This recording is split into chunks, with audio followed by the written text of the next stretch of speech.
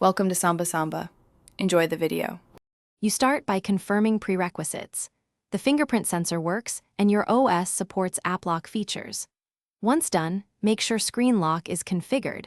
Many systems require PIN, pattern, or password first. You should also charge the device above 20% to avoid interruptions. Next, identify which apps you want protected and note any security apps that could prevent installations or permissions. This gets you into the right settings without wasted steps.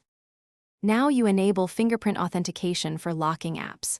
Open the built-in app protection area or install a reputable app lock application, then follow prompts to grant permissions, usage access, draw over other apps, and device admin when asked. After permissions are granted, register or import fingerprints within the app if required. This links your system fingerprint to app unlocking. Once fingerprints are saved, lock a non-critical app and test unlocking with your finger, so you can finish by configuring lock behavior.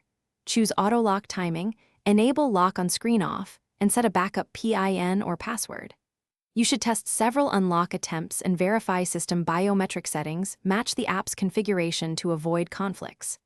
If unlocking fails, re-register the fingerprint inside system settings and within the app, confirm all permissions are still granted, update the app and OS, and restart the device. This sequence resolves most issues and keeps your protected apps accessible and secure.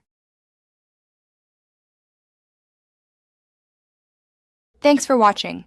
Consider subscribing if we helped you.